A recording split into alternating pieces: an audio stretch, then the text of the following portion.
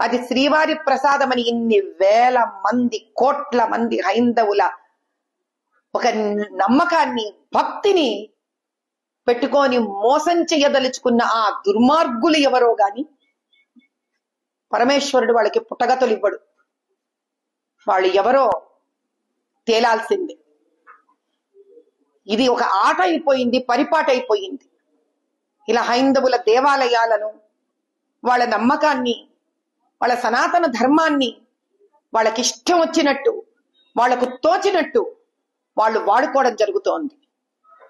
ఎంత భయంకరమైన పరిస్థితి అంటే శ్రీవారి నగలు దొంగతనాలైపోయాయి, శ్రీవారి మణులు మాణిక్యాలు విగ్రహాలు దొంగతనమయ్యాయి. ఎప్పటి నుంచి? ఆకాశరాజు ఆయన కుమార్తె పద్మావతీదేవిని ఆయనకు వివాహం ఆడడానికి ఇచ్చిన రోజు నుంచి ఆయన ఇచ్చిన బహుమతుల నుంచి ఉన్నాయి. ఎంతో మంది రాజులు వచ్చారు, ఎన్నో బహుమతులు ఆయనకి అర్పించుకుంటూ ఉన్నారు. అసలు ఆ లెక్క ఎవడికి తెలియదు, ఎన్నున్నాయో తెలియదు. ఈరోజు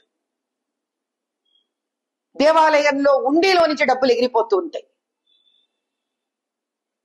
ఏమిటి అన్యాయం? 7 కొండలని జప్తు చేసుకోవాలని చూస్తుంటారు. ఎవడబ్బ సొమ్మిది? కలియుగ దైవం ఆయన. కానీ ఈసారి జరిగినది మాత్రం చాలా అన్యాయము, అత్యాచారము. డబ్బు తింటే వీళ్ళు డబ్బు తినే రాక్షసులు అనుకోవచ్చు, కానీ దుర్మార్గంగా స్వామివారికి జంతు మాంసానికి ఇచ్చిన కొవ్వు పదార్థాలు పెట్టి వేల కోట్ల మంది నమ్మకంగా తింటున్న ప్రసాదాన్ని మా వరకు అందేటట్టు చేశారు వీళ్ళు.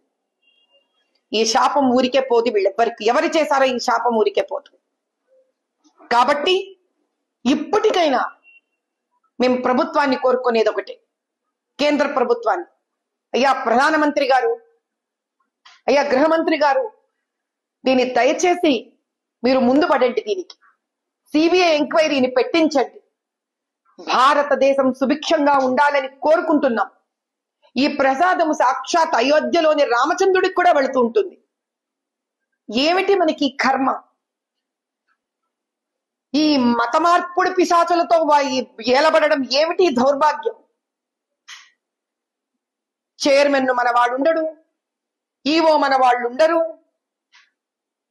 ఇలా మరి వేరే వేరే మతాలకు సంబంధించిన వాళ్ళ దేవాలయాలలో మన వాళ్ళని పెడుతున్నారా? వాళ్ళకి ఫండ్స్ వస్తాయి, మన ఆ ఫండింగ్ లో మాలాంటి వాళ్ళని పెడుతున్నారా? పెట్టమనండి వాళ్ళని కూడా, అయిపోతుందిగా. మేము పోయి అక్కడ కూర్చుంటాం, వీళ్ళు వచ్చి ఇక్కడ ఇట్లాంటి పనులు చేస్తుంటారు. అప్పుడు కూడా బహుశా మేమే న్యాయం చేస్తామేమో వాళ్ళకు కూడా. దీని రాజకీయం మీరు చేయదలుచుకున్నా హిందువులందరము మేము దీనికి రాజకీయం కానివ్వము.